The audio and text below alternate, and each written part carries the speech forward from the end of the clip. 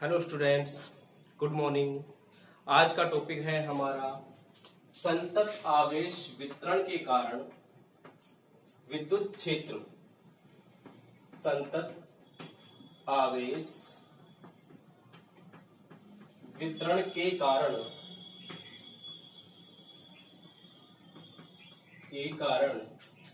विद्युत क्षेत्र।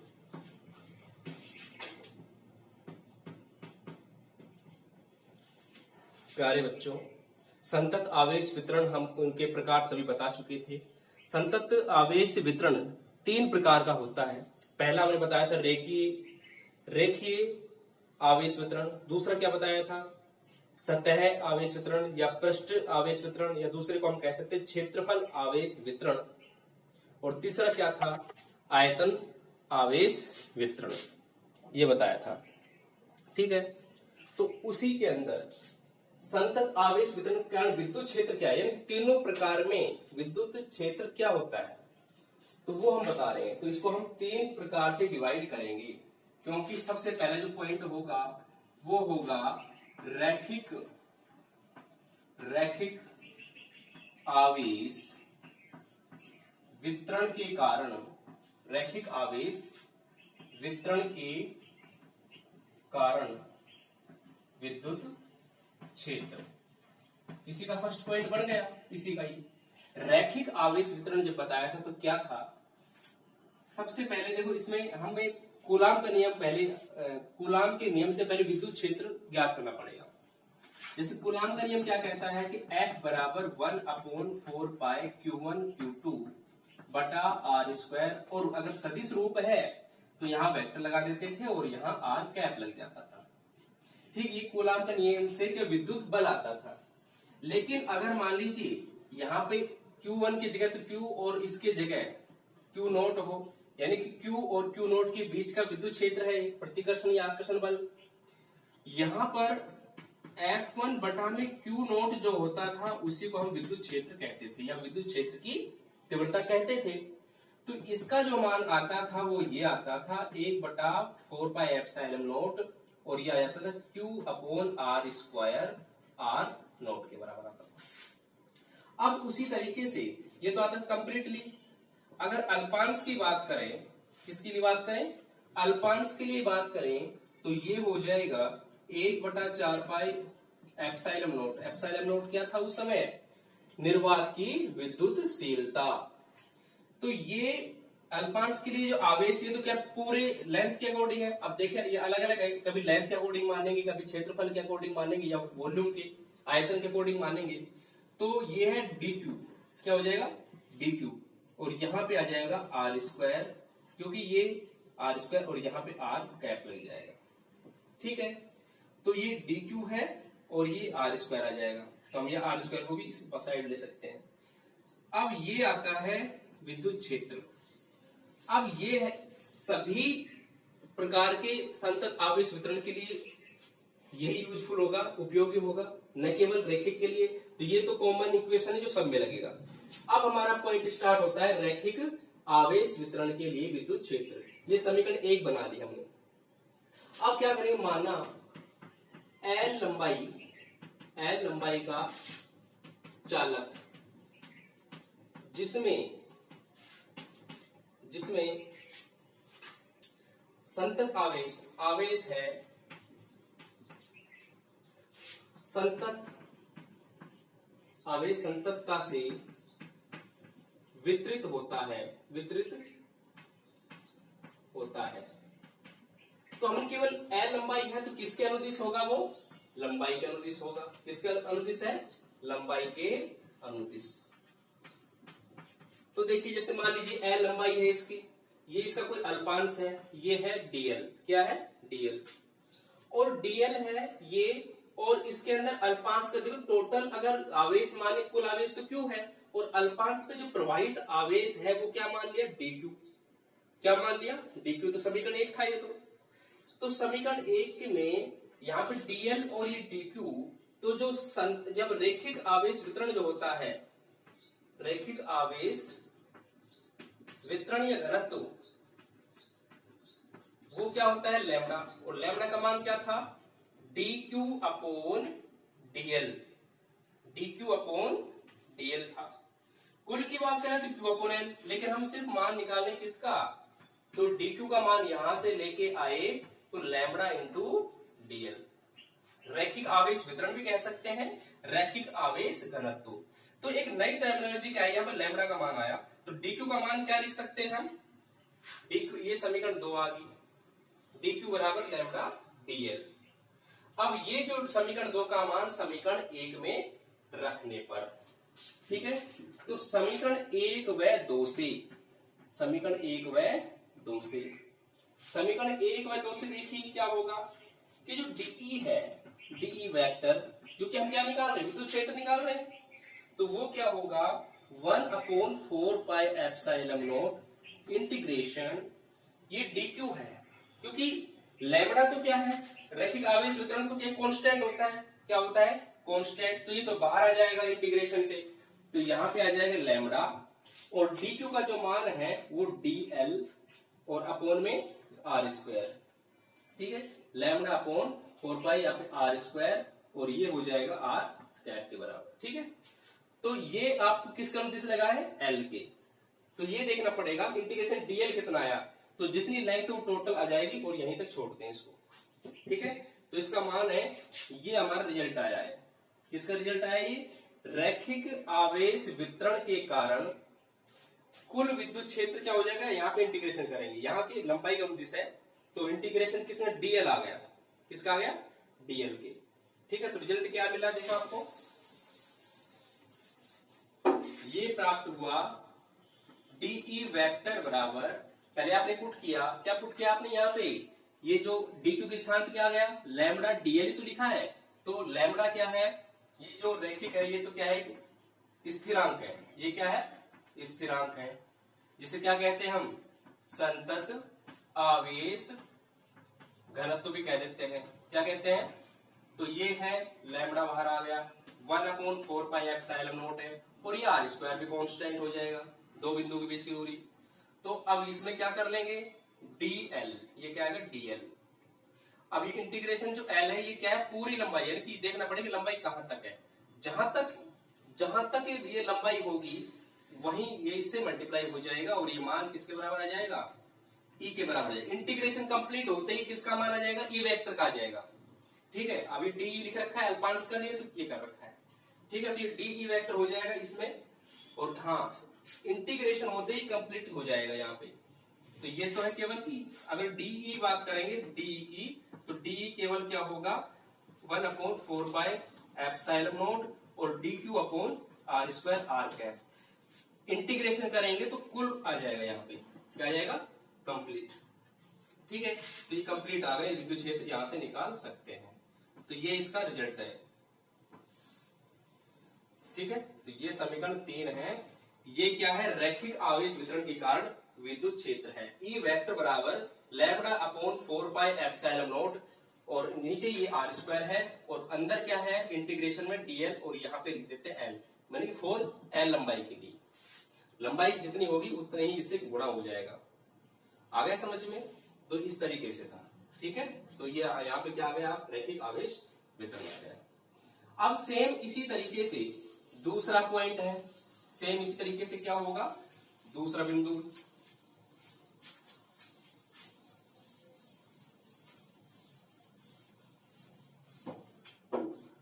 दूसरा बिंदु क्या है, पृष्ठ आवेश, पृष्ठ या ब्रैकेट में लिख रहा हूं क्षेत्रफल या सतह बोल सकते हैं, ठीक है, सतह आवेश या पृष्ठ आवेश के कारण। अब देखो हमने डी वेक्टर क्या बताया था, डी वेक्टर था 1/4 पाई एप्सिलॉन नॉट, और यहां था dq, ठीक है, नीचे r स्क्वायर, और ये था r कैप, ठीक है, ये आ गया। अब इसमें यहाँ पे जो समीकरण 1 देखो अलग कर रहे हैं, तो यहाँ भी इसके लिए समीकरण 1 हो गया, वो टॉपिक अलग था, ये पृष्ठ आवेश हो गया चालू, तो ये समीकरण 1 है। यहाँ पे पृष्ठ आवेश वितरण है, तो चूंकि पृष्ठ आवेश वितरण, पृष्ठ आवेश वितरण या घनत्व, इसको क्या कहते हैं, घनत्व भी कह देते हैं, तो वो होता है सिग्मा। और सिग्मा क्या होता है? dq upon ds। ds क्या है? जैसे मान लीजिए सतह का क्षेत्रफल टोटल कितना है? s। कितना क्षेत्रफल है? s। इसका कोई एक अल्पांश है, क्या है? एक अल्पांश। अल्पांश का मतलब ये सेक्शन है, और इसका क्षेत्रफल कितना है? ds। इसमें प्रवाहित आवेश कितना है? dq। कितना है? dq। तो dq अपॉन ds क्या होगा? पृष्ठ आवेश वितरण या पृष्ठ आवेश घनत्व होगा। अब यहाँ पे हम dq का मान निकालें तो ये आ जाएगा सिग्मा इंटू ds। ये समीकरण 2 हो जाएगा। ठीक है, तो समीकरण 1 व 2 से, समीकरण 1 व 2 से तो कितना आ जाएगा भाई? dE वेक्टर, क्योंकि विद्युत क्षेत्र है, सदिश राशि है। ठीक है, तो सदिश राशि वेक्टर लगा रहे हैं। ये अल्पांश के लिए क्या होगा? 1/4 dq का मान कितना है? सिग्मा ds, क्योंकि किसके लिए निकाल रहे हैं हम? पृष्ठ आवेश वितरण के लिए निकाल रहे हैं। तो ये dq का जो मान आएगा सिग्मा ds। ठीक है, ये रख दिया सिग्मा ds। और बाकी क्या है यहाँ पे? r स्क्वायर, नीचे है r स्क्वायर, और ये एकांक सदिश है। ये क्या है? इकाई सदिश, जिसकी वजह से डायरेक्शन आती है। ये तो डी वेक्टर है, लेकिन कुल विद्युत क्षेत्र क्या होगा? कुल विद्युत क्षेत्र, ये तो केवल क्या है? अल्पांश का कोई एक सेक्शन था ds, उसके लिए। कंप्लीट पूरे क्षेत्रफल के लिए क्या होगा? तो ये होगा इंटीग्रेशन, ये होगा वो कंप्लीट डी के बराबर आएगा, इंटीग्रेशन करेंगे। ठीक है, और डी का जो इंटीग्रेशन आएगा वो क्या आएगा? डी का इंटीग्रेशन 1 अपॉन, यानी कि देखो सिग्मा 4 पाई एप्सिलॉन नॉट और r स्क्वायर, ये सब कांस्टेंट होगा। तो देखिए सिग्मा 4 पाई, और नीचे यहां पे ले सकते हैं 1 अपॉन r स्क्वायर। सिर्फ अंदर क्या रहेगा? यहाँ पे ds क्या रहेगा? ds। और कुल सतह क्षेत्रफल होगा, यानी कि ये पृष्ठीय क्षेत्रफल है, तो ds देखना पड़ेगा। सतह का प्रकार देखना पड़ेगा कि वक्र पृष्ठ है या संपूर्ण पृष्ठ है, या वो पृष्ठीय क्षेत्रफल गोलाकार है, बेलनाकार है, किस प्रकार का है, तो वो इस पे डिपेंड करेगा। यानी कि ये किसी का अनुप्रस्थ काट का क्षेत्रफल है, वो उससे गुणा होकर के यहाँ इसका मान निकलेगा। ठीक है, तो यहाँ पे क्या आया? ई का जो मान आया वो आ गया आपका sigma upon 4 pi epsilon not r square और इंटीग्रेशन ds। ठीक है, ये आ गया, ये इसका रिजल्ट है। तो ये किसके कारण विद्युत क्षेत्र आया? संतत आवेश, कौन सा? पृष्ठ आवेश। ठीक है, पृष्ठ आवेश वितरण के कारण। ठीक है, तो ये था आपका सरफेस चार्ज, जो कंटिन्यूअस चार्ज सिस्टम था, डिस्ट्रीब्यूशन था। अब एक और रह गया, एक क्या है? यहां तो पृष्ठ आवेश वितरण, अब लिखेंगे हम आयतन आवेश वितरण के कारण। किसके कारण? आयतन आवेश वितरण के कारण विद्युत क्षेत्र। ठीक है, तो ये सेम रहेगा, इसलिए यही रहने दें।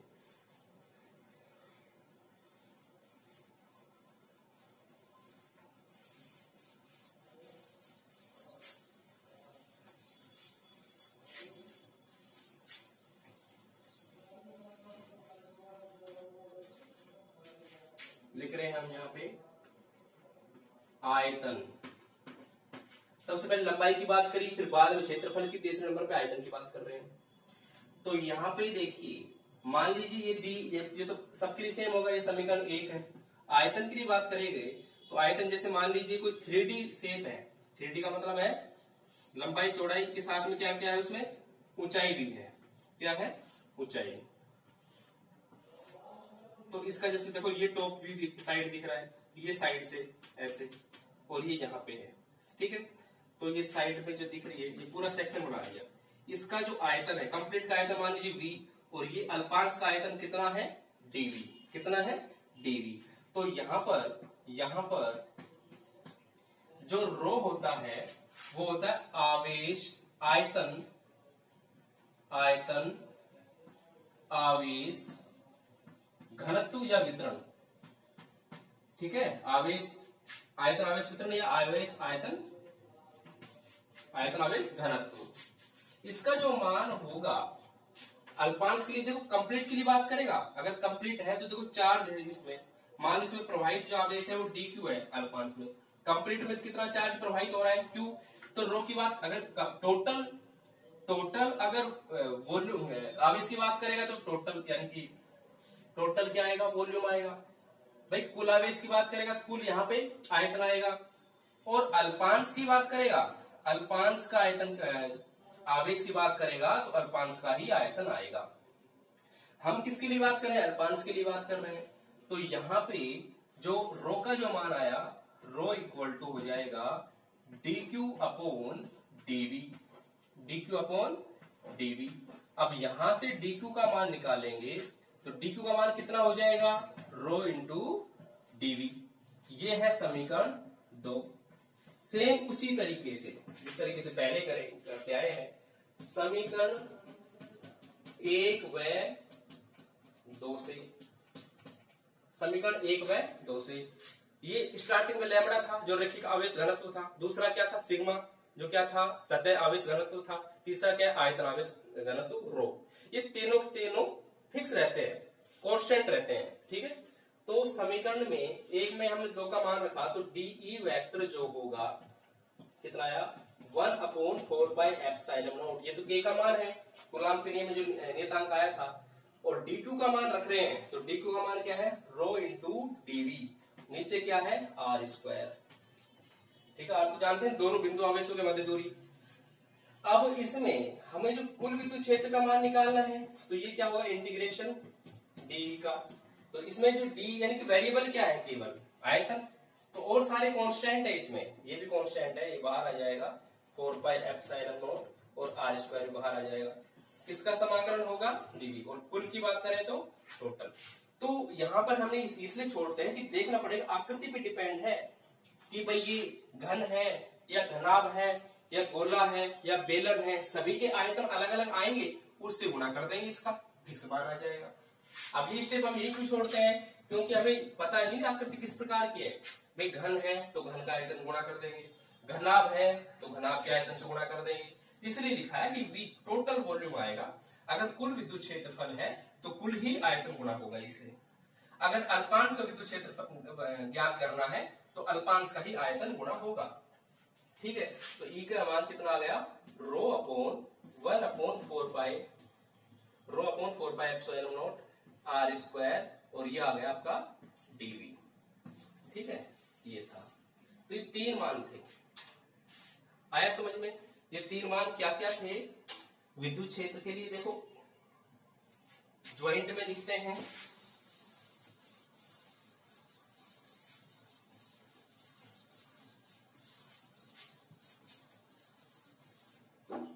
पहला किसके लिए था, रैखिक आवेश वितरण के कारण, वो कितना था, ई वेक्टर कितना था भाई 1/4π, ऊपर कितना आ गया था, लैम्बडा आ गया था। इंटीग्रेशन में यहाँ पे r स्क्वायर भी था, ठीक है, लैम्बडा अपॉन 4πε0 r स्क्वायर, और यहाँ पे केवल क्या आ गया था dl, वो यहाँ पे लिख देते। अब डिपेंड करेगा कि लंबाई कितनी है, लंबाई यानी कि हो सकता है गोलाई में हो, परिधि का निकालना, परिधि में एक प्रकार की लंबाई है तो वो इससे गुणा हो जाएगा, ठीक है। दूसरा अब देखो यहाँ पे जो आर कैप क्या बताएगा, डायरेक्शन बताएगा।